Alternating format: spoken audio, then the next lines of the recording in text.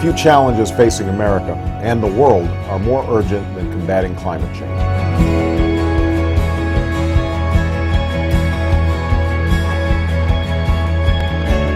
The science is beyond dispute and the facts are clear.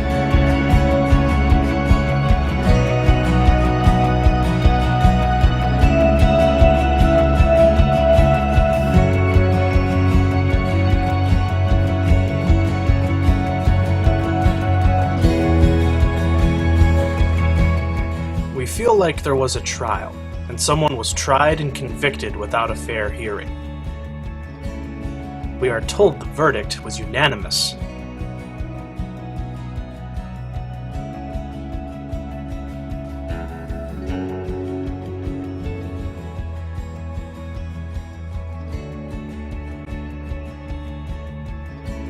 Now there is a rush to execute the judgment, and it all seems like one big, terrible mistake.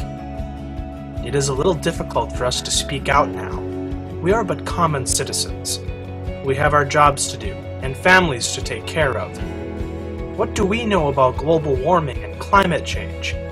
This is stuff better left to the experts, we are told.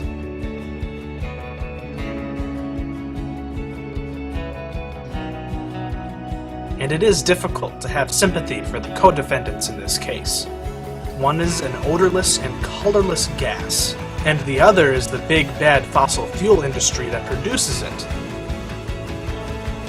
Big oil and big coal, rightly or wrongly, have negative reputations. But how did a completely natural substance become so demonized? Try doing a Google search on the word CO2 and spew, and you get over 40,000 hits. Most of them give the impression that CO2 is some kind of noxious pollutant being dumped into the atmosphere. And in fact, the Environmental Protection Agency has declared CO2 to be a pollutant. We had a stake in the outcome of this trial. We are consumers of fossil fuels, and we live in western North Dakota, an area that has benefited greatly from a robust fossil fuel industry. But very important people, such as former Vice President Al Gore, don't want that. Even though we are stakeholders, we weren't asked to participate or testify in this trial. We supposedly had representatives in Congress who were wise and knowledgeable, looking out for the interests of justice and truth. But they all believe CO2 is guilty, and their minds are closed on the subject. We believe our policymakers are missing something very important. Maybe they listen too much to experts and need to look more at facts. In a very small town in southwest North Dakota, at the intersection of highways 8 and 21 is a sign. This sign, put up by the local fire district, is supposed to tell us about the conditions for grass fires. When it is wet, the arrow points to low. When it is hot and dry, the arrow points to fire danger extreme. On June 6, 2009, we had a blizzard.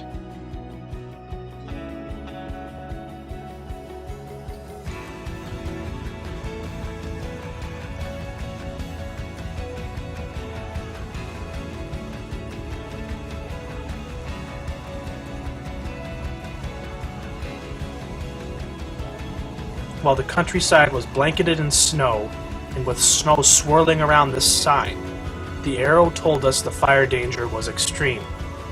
For us, this perfectly captures what has been going on with global warming. Like our fire danger sign, our experts have failed us. They tell us that CO2 is causing dangerous global warming and a very hot future for our planet. But all the while, contradictory facts swirl around in plain sight.